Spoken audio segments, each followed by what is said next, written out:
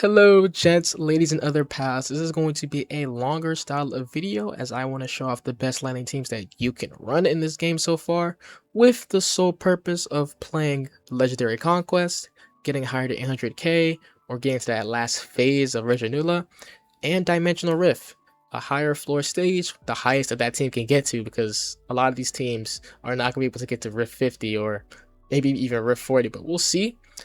And this is going to be a no commentary style video. I won't be yapping.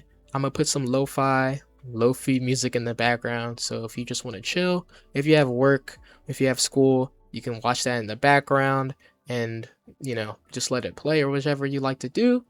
And so this next part is going to be me going over how I am able to get these high damage numbers, and how I play as a free-to-play casual player that I know I won't spend hundreds of dollars on a character. So yeah, if you'd like to skip around, there will be timestamps where you can see the teams, and yeah, that's pretty much it. I'm gonna go over my skills on my monster wings, and I hope you have a great rest of your day. And for those who are gonna stay, let's get into it. So for my skills, a good rule of thumb I like to do is max just 2 of each character and see what the character wants to do in battle. So for Mabel, she wants to do her basic attack, get her judgment off, get her epigrams will, and do her whole judgment lightning barrage. So I upgrade that to max level. I also upgrade her special skill because it does really good damage. I think it's one of the highest, if not the highest special skill damage in the game. So I want to go such a skill as well.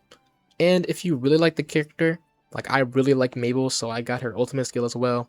You can get switch skills if you'd like, but most of the time you want to just get 2 and you'll be fine there. Excuse me, sorry. Ooh, that green tea. I love green tea, y'all. If you can tell. No, excuse me. For the artifact, all of the 5-star characters would prefer to have their own artifact on their teams. Again, this is characters on their own teams. They would want to have their main artifact. For 4-star characters, there's some variation there. Some 4-star characters can go the battle pass artifact. So like this on the Raising Tremors, I saw Ellie, and some of the 4-star characters can also go some of the 5-star characters artifacts. So 4-star characters have more variation. 5-star characters, they want to go their artifact and it's preferred.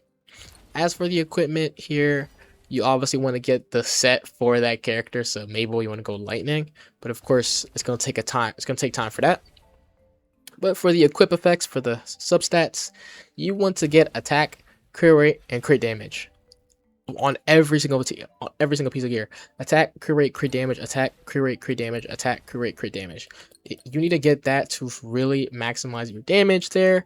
You need it. It's really important there. And if you are rolling for your gear, well, let's say this gear, you went and you crafted it, you're looking at the stats. What you want to see when you get this, when you roll for the gear and you're looking at the stats, right? What you want to see is either 1 attack, 1 crit rate, or 1 crit damage. You need to see 1 of those 3. 1. So then if you go to upgrade it, you have a chance to pull for the crit rate or the crit damage. Of course, you can see 2 as well. Sometimes you can craft and you'll see crit rate, crit damage, or attack and crit damage. Okay, that gives you better chances to get the last one that you need. And when you're upgrading your legendary gear, I don't know if many people know this, but if you get it to level 9, you will get all the substats that you need to see. So this gear is at level 9. You see how it's 5? I can see all 5. It's at level 9. So you don't need to go higher than level 9. You don't need to go to level 12 or level 11. Let's see. You see how it says random substat enhance? That could trick some people into spending more than they need to. But no. When it says random substat enhance, that's not giving you a new substat. It's not refreshing the substat. It is just adding on to the stats of a substat already there. So remember, level 9 is all you need on these gears, on these legendary gear, I guess you'd say. And you're upgrading it to level 9. You only need 1 of the superior stones or 3 of the greater stones. That's it to get to level 9. And however else for these and for these, I don't know.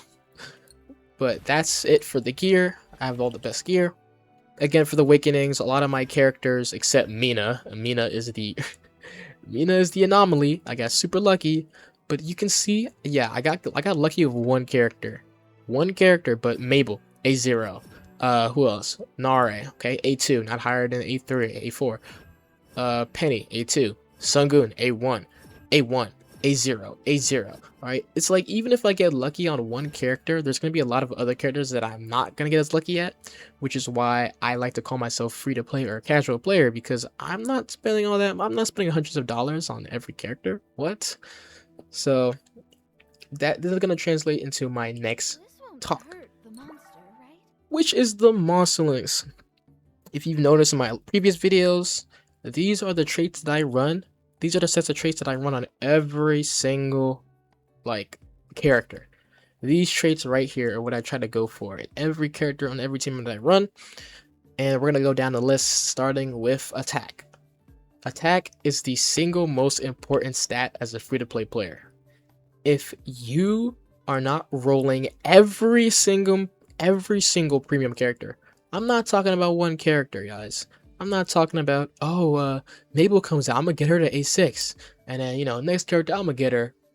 No, I'm not gonna get the next character. No, I mean that if you're going to pull for every character that you are going to pull is going to be at A6, then you don't need attack. But for the majority of players, you're not gonna get A4. You're not even gonna get higher than A3.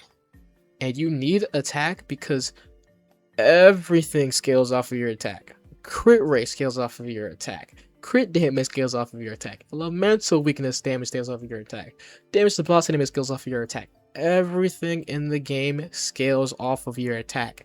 And you need this stat because at A4 and higher, that raw power, that raw stats that you get, it makes up for the attack that you lose on these monsterlings. If you have a maxed out artifact, which gives you 15% attack, you see there, it's 15% attack. You don't need to go attack on your monsterlings. Because look, A4, Mabel gets 25% damage. That raw stack, that raw damage, it makes up for it. Even my Mina, I have it at A4. I still go attack because I'm not going to get every character to A4 or higher. So that is why I go attack. And every free-to-play player or casual player, if you're not going A4 or higher on every character, you should go attack as well, because it's the only way to bridge the gap and give you that more damage. Damage to boss enemies is a must. I mean, it's a really good stat. There's no other way to get this stat, so you always want to go with damage to boss enemies. CDR is also very important because 95% of the cast use their special skills to deal a good amount of damage, so we should always go special skill. And for crit damage and elemental, we had to make some trade-offs here. I decided to go 1 elemental and 2 crit damage because elemental weakness damage, I feel, is going to be so inflated. We already have REGINULA that gives you 16% plus the 14% there, which gives you 30% elemental weakness damage off rip. You have monsterlings like El Dorado giving you 30% on Link Chain. You have Fiend giving you 50% on Link Chain. And you have so many of these monsterlings just giving you elemental weakness damage. So I feel like it's going to be super inflated in the future. That's why I only go 1 elemental. And I go 2 crit damage as replacements because crit damage is also a very good stat. And I'd rather go that over a fire damage boost or whichever. And I don't like to go crit rate. I really don't, unless it's purely a support monsterling that I will only go on a support character. But other than that, a lot of the supports in this game can still do good damage as well, which is why I don't like to go crit rate. But again, it's all up to you if you would like to go crit rate. You can switch out the crit damage for crit rate if you'd like, if it's a support. But for me, these are the stats that I go. These are the traits that I go for every monsterling, for every team. That's just a given for me. And I recommend maybe if you like, I'm not saying you should. Again, it's play the game how you want to play it, but if if this you're gonna see this until the day I die, until this game disconnects or gets discontinued, this is the same setup of traits that I'll run every single time, unless a new legendary monster lane comes and power creeps everything out of the game, out of the existence. So that's it. REGINULA, of course, you want to get this maxed out, and I'd say for the traits, well, no, for the traits, attack, damage to boss enemies, and elemental weakness damage are a must. Those are just really good stats to have.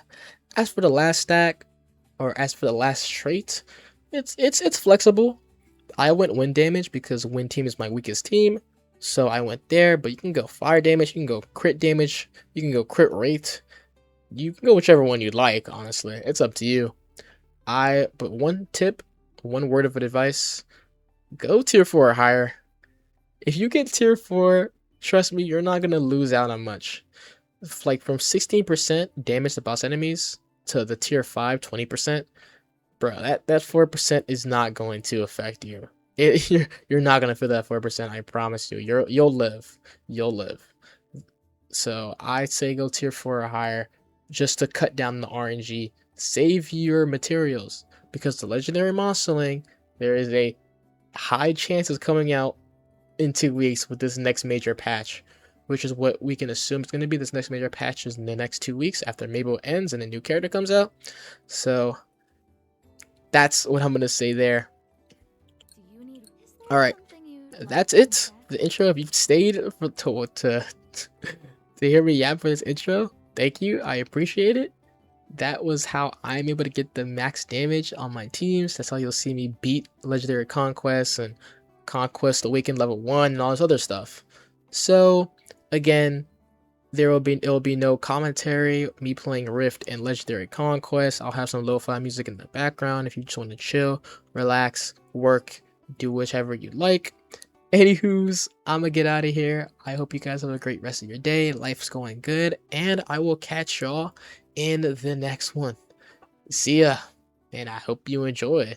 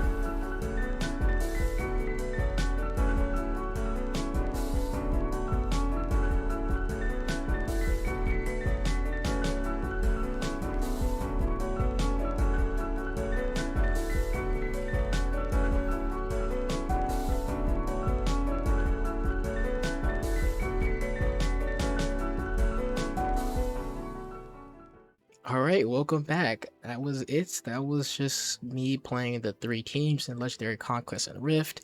And this little portion of the outro is just going to be me giving my final thoughts on the team and just how it all went. This team right here with Narae, Mabel, and Penny is the best laning team that you can run.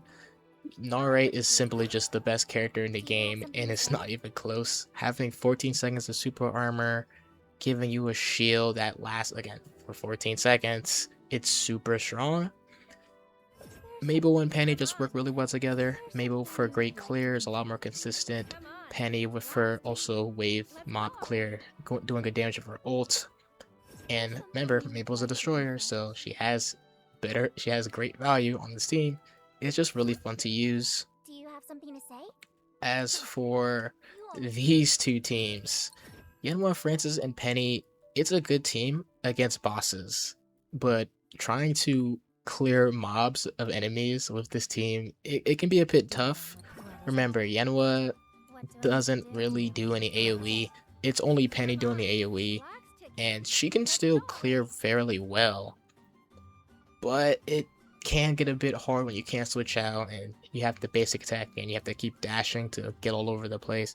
It's a lot harder than using Narae, Mabel, Penny, or another team like that. Overall, I think this team is also really good. All the teams that I've used today are good, but this one was a bit harder to pull off, and especially going higher up, that's what stops this team from being the best. It's because you don't have good mob clears when you're in Rift. In Dimensional Legendary Conquest, it can perform well, but this team is just simply way too good. And for the last team, it is Benjamin, Francis, Summerdive, and Mabel. This team is actually the opposite. It has great mob clear, does good damage to bosses, and you're probably not gonna believe me when I say that this was the toughest team to use, out of all 3. And this one took me the longest team to complete, only Rift 40. And the reason I say that is because on this setup, Benjamin and Mabel, they don't have iframes. Benjamin, when he uses his special skill, between him starting the animation, him being in the animation, and him leaving the animation, he has no iframes. And for many of y'all, if you don't know, iframes is invincibility frames. It pretty much means it's frames where your character cannot take damage. So for instance, Amina, if you hold her basic attack within her like her essence reaver, something like that, or essence whatever, she gets iframes on all of those, so she cannot take any damage. Benjamin has none of that on a special skill. So many times I've died, so many times, because he has no iframes within like any moment at his special skill. So you really have to be careful, and you really have to know when to use a special skill, because one wrong move and you're gonna instantly die. Same with Mabel, trying to make her main damage dealer. If you are in your judgment form, you're gonna get one-shotted. If you're on your ult, you're gonna get one-shotted. So you really cannot stay in with Mabel. You can't really stay in with... No, you can't stay in with Mabel in her basic attack. You can dodge out of her judgment. Like when she's doing a lightning barrage, you can dodge out, but you're also losing out on time, the damage that you could be doing, and at that point you'd rather just switch into Benjamin to do your damage. So this team is a lot harder, but it's still really good since you have fantastic mob clear, and you know your damage to bosses are okay. It's not the best though. Anywho's, that was kind of it. That's my final thoughts. This team is the best lining team in the game by far. Really good. This team is, I'd say, really good against bosses. Mob clearing, it's okay. You're really relying on Penny. And this team, great mob clearing. Bosses is also pretty good, but characters like Benjamin and Mabel are very susceptible to getting one-shotted because they don't have any iframes. Penny is fine because her entire gimmick is dashing, or dashing away, getting coins, dashing. For Penny, you want to dash a lot. Benjamin, you want to use a special skill, which has no iframes. So, anywho's, I appreciate it if you watched through this entire video. If you like this content, make sure to leave a like and subscribe. And I'm gonna get out of here. I've been recording this video a total of like almost a day now, so I'm gonna go. Hope you guys have a great rest of your day. Hope you guys are enjoying life. Life's going great, and I will catch you guys in the next one. Hope you enjoyed.